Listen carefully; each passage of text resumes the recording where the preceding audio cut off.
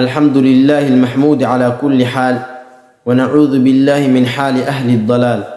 وأشهد أن لا إله إلا الله وحده لا شريك له الكبير المتعال، وأشهد أن سيدنا ونبينا محمد عبده ورسوله جبله ربه على جميل الفعال وكريم الخصال، صلى الله عليه وعلى آله وصحبه خير صحب وآل، والتابعين ومن تبعهم بإحسان إلى يوم المآل، وبعد. maanta waxaanu ka hadlaynaa waxaanu ugu soo wajahan yowmu cashuuraa ayaanu ugu soo wajahan. intaan horaan u gelin fadliga yowmu cashuuraa ay leedahay aanan hore aan ka taabo doonaa. cashuuraa fadliga ay leedahay waxaa ka mid ah ka awiil ah nebi Muxamed sallallahu alayhi wasallam wuxuu leeyahay siyaamu yowmu cashuuraa ihtasaba cala allahi an yukaffira sanata allatii qablah.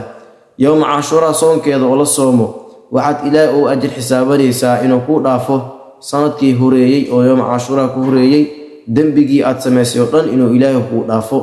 ayaa la arkayo leeyahay. midka yaryar oo ka dhacay inuu ilaahay dembiyada dhamaantood oo ku dhaafo yowm cashuuraa haddii aad soonto fadligeeda kaas ka koow ah. nabiga sallallahu alayhi wasallam xadiis ibn Abbas laga wariyay aan dul istaagi doonaa. ibn Abbas radiyallahu anhuma qaal qadima an-nabiy sallallahu alayhi wasallam al-Madinah. ibn Abbas laga wariyay ilaahay kala noqday nabiga sallallahu alayhi wasallam ayaa soo galay magaaladii ayuu soo galay markaas nabiga qadima an-nabiy sallallahu alayhi wasallam al-Madinah nabiga ayaa magaalada soo galay faraa al-yahuuda tasuuma yawma cashuuraa markaas wuxuu arkay yahuudo sooman maalintii cashuuraa ayagoo sooman ayuu arkay faqaala markaas nabiga sallallahu alayhi wasallam wuxuu yiraahday ma hada waa maxay kani maxaa uu yiraahday qaaluu markaas waxay yiraahdeen hada yawmun saalix maanta waa maalin fiican ay yiraahdeen kan waa maalin fiican ay yiraahdeen wa hada yawmun najja allahu waxay yiraahdeen kanin waa maalintii najja allahu bani israa'iila min caduwihim waa maalintii nabiyullaahi ilaahi subxaanahu wa tacaala maaragta uu ka badbaadiyey bani israa'iil cadowgooda uu ka badbaaday wa hada yawmun najja allahu bani israa'iila maalintan waa maalintii bani israa'iil oo ilaahay ka badbaadiyey min caduwihim cadowgooda uu ka badbaadiyey fasaamahu muusana soomay sidaas u soomana ay yiraahdeen. yahuudi waxay dhaheen muusa sooman maanta waa maalin fiican maanta waa maalintii nabiyullaahi reer bani israa'iil oo ilaahay cadowgooda ka badbaadiyey sidaa daraadeed aan soomanaa. qaala rasuulku sallallahu alayhi wasallam rasuulku wuxuu yiraahday fa ana axaqu bi muusa minkum ana nabiyullaahi muusa idinka ka dhow oo idinka xaq badane